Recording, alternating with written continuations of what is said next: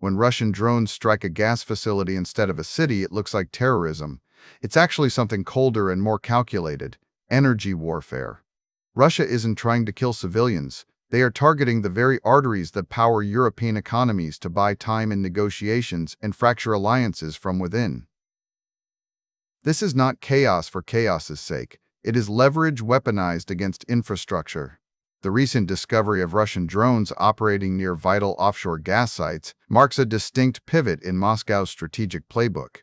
We must move past viewing these incidents as random acts of violence or simple terror tactics. Instead, we should recognize them as components of asymmetric energy warfare designed to achieve specific political outcomes without triggering the kind of full-scale humanitarian catastrophe that would force immediate, unified military escalation from NATO allies. This shift represents a fundamental change in how Moscow calculates risk and reward.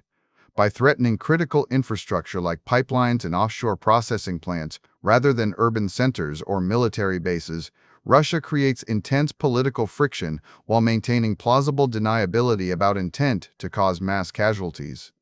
This approach allows the Kremlin to exploit Europe's lingering dependency on Russian energy supplies, effectively undermining the bloc's foreign policy goals and strategic autonomy from within. The mechanism at play is what analysts call controlled disruption, creating enough instability in essential services that European leaders are forced to prioritize economic stability over geopolitical solidarity with Ukraine. The core dynamic here relies on a specific veto power held by domestic economic vulnerability.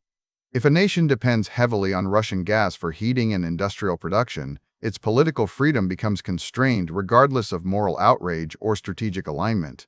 The fear is not just about the fuel itself, but the precariousness of supply. When energy supplies feel threatened, governments are forced to weigh immediate economic pain against long-term geopolitical costs. This creates a natural defense barrier around Moscow. Europe's own economy acts as its primary buffer against aggressive sanctions and aid packages for Kyiv. Quick resource note: I keep a curated set of Amazon search links in the description for books, gear, and tools relevant to this channel's topics. Some are affiliate links, so I may earn a commission at no extra cost to you.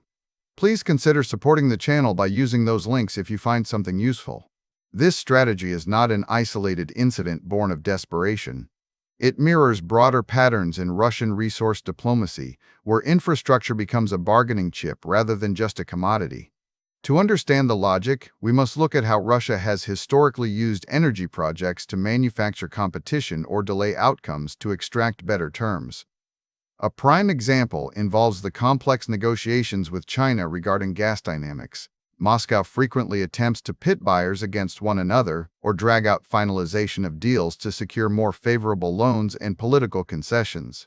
In the case of the Eastern power routes, we see a clear pattern of using infrastructure as leverage. The proposed Western gas route project spans 770 kilometers, yet it faced over a dozen timing options before any agreement could be reached. This delay was not accidental. It reflected Moscow's willingness to stall and renegotiate, rather than simply sell the commodity at market rates. By keeping projects in limbo or threatening their viability, Russia forces partners to make concessions that go beyond simple pricing. The financial stakes of these delays are significant. To secure the ISPO oil deal after years of stalling tactics, China provided $25 billion in loans to Rosneft and Transneft. This capital infusion was not just a commercial transaction. It was a strategic investment designed to lock in long-term supply relationships while giving Moscow breathing room on other geopolitical fronts.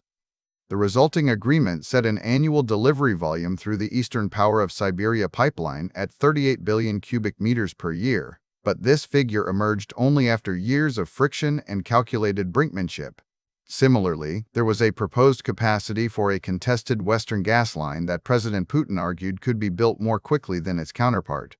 At 30 billion cubic meters per year, the potential output represented a significant portion of European demand. However, the very existence of this alternative route became a tool in Moscow's strategic arsenal, creating uncertainty and forcing Western partners to reconsider their own energy security postures. The goal was never just to build pipelines. It was to use the threat of construction or cancellation as leverage in broader negotiations regarding sanctions relief and border demarcations. When we apply this historical pattern to current events involving drones near offshore sites, the picture becomes clearer. Russia is not seeking immediate destruction for its own sake.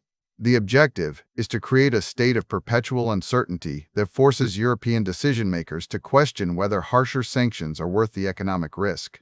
By making energy supplies feel precarious, Moscow buys time and creates internal divisions within the alliance system. This approach effectively turns Europe's infrastructure against itself.